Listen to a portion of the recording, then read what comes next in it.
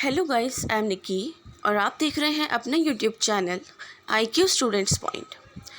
Guys, जैसे कि आप सभी स्टूडेंट्स ने मुझसे क्वेश्चन करा था कि सेकंड फेज़ जो एग्ज़ाम होने हैं, कि आप लोगों के पेपर जैसे अभी स्टार्ट हैं 11 में कल से, ठीक है। और फिर BA प्रोग्राम के जो स्टूडेंट्स हैं उनके पेपर स्टार्ट हैं जून से अकॉर्डिंग टू डेट शीट। तो बच्चों ने ये बोला कि मैम, अगर हम बीमार हैं या हमें कोविड है या कोई और प्रॉब्लम है तो फिर हम लोग पेपर कैसे देंगे, ठीक है। तो आज की इस वीडियो में हम इसी टॉपिक को डिस्कस करेंगे। बाकी डाउट आएगा तो कोई दिक्कत नहीं है, आप कमेंट बॉक्स में क्लियर कर लेना ठीक है। सो सेकंड फेज एग्ज़ाम में कौन सा स्टूडेंट एलिजिबल है पेपर देने के लिए?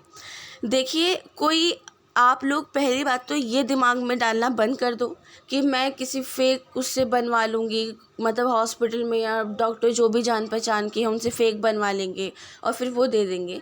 देखो बच्चा, सभी लोग इस बात को अच्छे से जानो कि ये काम इल्लीगल होगा। ये लीगल चीज़ है। दिल्ली यूनिवर्सिटी से आपके पेपर हो रहे हैं, कोई आम नॉर्मल खोला हुआ स्कूल या यूनिवर्सिटी नहीं है वो। अगर इसके अंदर सब पूरी जांच पड़ताल करने के बाद अगर इसके अंदर कोई भी झूठ पकड़ा गया तो आपकी डिग्री कैंसिल ही कैंसिल है। कोई फ़ायदा नहीं हुआ आपके लास्ट सेमेस्टर में आने का, या फिर सेकेंड ईयर के बच्चों के लिए भी मैं ये बात बोल रही हूँ, ठीक है। तो ये वाली चीज़ पे पूरा फोकस रखो। बेहतर होगा कि आप लोग ये गलती ना करना। अगर आप लोग पेपर दे सकते हो, आपको तबीयत ख़राब नहीं है, कुछ नहीं है, तो पेपर दो बैठ के। बिल्कुल भी ज़रूरत नहीं है ये ड्रामा करने की कि भाई हमने ये ऑफलाइन के लिए ये बनवा लिया वो बनवा लिया। देखो, एक चीज़ का पता लगाने में सेकंड्स लगते हैं और वैसे भी डिजिटल ज़माना है, कोई कोई है ही नहीं बात, फिर दूसरी फ़ौरन पता लग जाएगा। यहाँ तक कि जब हमारा यूनिवर्सिटी में सोल डिपार्टमेंट में कांटेक्ट हुआ तो वो बच्चों के सोल रोल नंबर देखकर ही उनकी सारी डिटेल्स निकाल रहे थे कंप्यूटर पे। तो अब आप लोगों को मैं ये बोलूँगी कि आप जो भी चीज़ बनवाओ ये सोच के बनवाना कि ये रियल है। आपको आगे ये जवाब ना देना पड़े कि नहीं ये फेक था, मेरी तैयारी नहीं थी इसलिए मैंने ये ऐसा करवा दिया, ठीक है। अब आती है कि रीज़न्स क्या क्या हो सकते हैं।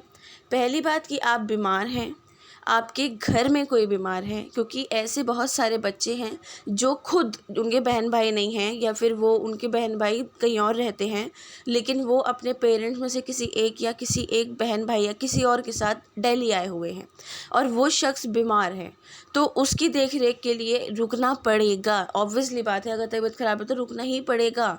और ऐसे ही हाल में अभी एक स्टूडेंट ने मुझे बताया कि उसकी मम्मी को हार्ट अटैक पड़ा था और उसके अलावा उसकी एक छोटी सिस्टर है, वो कुछ नहीं कर सकती है।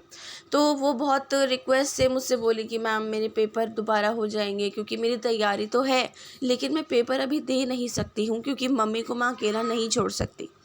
तो ये वाला रीज़न कि अब मम्मा का जो है वो इलाज जो चल रहा है उसके पेपर्स होंगे ना, उसका मेडिकल प्रूफ होगा पूरा कि हाँ मम्मा का ट्रीटमेंट चल रहा था, ठीक है। वैसे ही एक और बच्चा मुझसे बोला उसको टाइफाइड है, तो उस बच्चे का भी पूरा ट्रीटमेंट चल रहा होगा, क्योंकि अब टाइफाइड है तो उसने पेपर की तैयारी नहीं करी होगी, ठीक है। जून में उसके पेपर हैं, BA प्रोग्राम का बच्चा है, तो पूरे महीने उसको रेस्ट के लिए बोला गया है। इनफैक्ट वो खुद एडमिट है और उसका जो मेडिकल रिपोर्ट है वो और डॉक्टर से लिखवा कर सारी चीज़ें दैट्स इट कंप्लीट हो गई। वो रीज़न बन गया कि हाँ बच्चा बीमार था इसलिए पेपर नहीं दे पाया, ठीक है। बाकी ये रीज़न नहीं चलेंगे कि बिहार से या फिर कहीं और से, मुंबई से या जहाँ से भी बच्चा आ नहीं पाया, किसी और रीज़न कि ट्रेन नहीं मिली या कुछ और चीज़ था, इस रीज़न को एक्सेप्ट बहुत मुश्किल से किया जाएगा।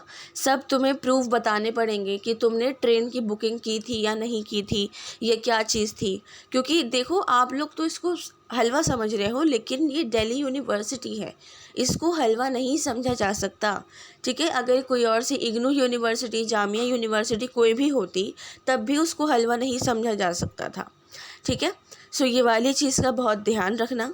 बाकी तीसरी चीज़ ये कि सेकंड फेज़ के एग्ज़ाम आपके अगस्त में according to sole department teachers. उन्होंने जब हमसे कांटेक्ट किया तो हमें यही बोला कि बच्चों के जो सेकंड फेज़ के एग्ज़ाम होने हैं वो अगस्त में होने हैं। तो उसके बाद मेरा सबसे पहला क्वेश्चन यही था उनसे कि अगर बच्चे का पेपर अगस्त में होगा तो वो अदर यूनिवर्सिटी में एडमिशन कैसे लेगा, क्योंकि ये तो फाइनल ईयर है। बच्चा ज़रूरी थोड़ी है कि डी यू में ही पढ़ता रहेगा, वो तो अदर यूनिवर्सिटीज़ में भी एडमिशन ले सकता है और अदर यूनिवर्सिटीज़ रिज़ल्ट मांगती हैं। तो उन्होंने ये वाली बात बोली कि पेपर के लिए first of all Delhi university के जो फॉर्म निकलते हैं उसमें रिज़ल्ट अवेटेड का ऑप्शन आता है, तो आप रिज़ल्ट अवेटेड करके उसमें तो फिल कर सकते हैं। लेकिन रही बात इग्नू की या जामिया की, देखो बच्चों, वो universities day by day month by month अपनी लास्ट डेट एक्सटेंड करते रहते हैं, ठीक है। तो जब तक जो है आप लोगों का रिज़ल्ट भी आ जाएगा और आप लोग एडमिशन ले लोगे, सो घबराने वाली बात नहीं है। चौथी चीज़ ये है कि बहुत सारे बच्चों ने ये बोला कि मैम 5th सेमेस्टर के लिए हमें उन लोगों ने ये चीज़ बोली कि वो आगे फ़िल करना, अभी वो फ़िल नहीं कर सकते हैं। तो वही वाली बात आ जाएगी कि दिसंबर में पेपर होने हैं, नवंबर में फॉर्म फिल होगा, अक्टूबर नवंबर में इसी साल। तो उसके लिए मैम हमारा साल बर्बाद होगा या नहीं होगा।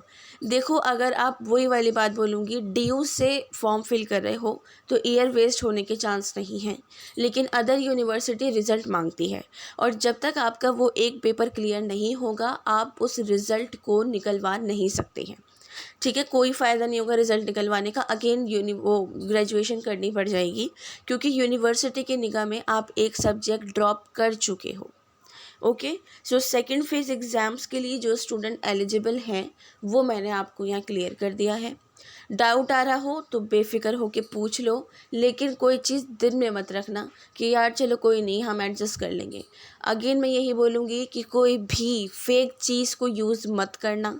आपकी स्टूडेंट लाइफ है, अगर यहाँ से डिग्री कैंसिल होगी तो और कहीं से भी डिग्री पाना नामुमकिन होगा, ठीक है। दूसरी चीज़ मैं आपकी यहाँ एडमिट कार्ड की क्लियर करना चाहूँगी कि जैसे कि मुझे ऑनर्स के स्टूडेंट ने बोला कि जैसे एग्ज़ाम टाइप में मैम हमारा एनुअल लिखा हुआ आ रहा है, तो ये एक एडमिट कार्ड की मैं आपको फ़ोटो दिखा रही हूँ। इसमें भी एग्ज़ाम टाइप में एनुअल मोड लिखा हुआ आ रहा है। पिछली वीडियो में आपको बताया गया था कि एनुअल मोड के रिगार्डिंग हमने बातचीत करी है, तो जैसे ही उनका रिप्लाई आएगा हम आपको बता देंगे। तो सोल डिपार्टमेंट के टीचर्स ने ये वाली बात बोली है कि अगर आपका एनुअल मोड शो हो रहा है यहाँ पर लिखा हुआ, तो कोई घबराने वाली बात नहीं है, उसको वहीं रहने दो, वो मिस्टेक से हो चुका है बहुत सारे बच्चों के, ठीक है तो आपका सेमेस्टर मोड ही, कोई घबराने वाली बात नहीं है। लेकिन आप लोग इस चीज़ को बिल्कुल दिमाग से निकाल दो कि मैम ये हमारा एनुअल मोड क्यों आ रहा है, कैसे आ रहा है, क्या हो गया। Okay student, so hope so कि आप लोगों के जो डाउट्स हैं वो क्लियर हो गए हों। बाकी आपकी आंसर राइटिंग है और आपको क्या क्या डॉक्यूमेंट्स वगैरह लेकर जाने हैं, क्या सब कुछ है, वो मैंने एक सेपरेट वीडियो में आपको बता दिया है। सो उसका लिंक मैं डिस्क्रिप्शन में आपको प्रोवाइड कर दूँगी, आप वहाँ से जाके उनको अटेंड कर लो। So thanks for the watching and best of luck all.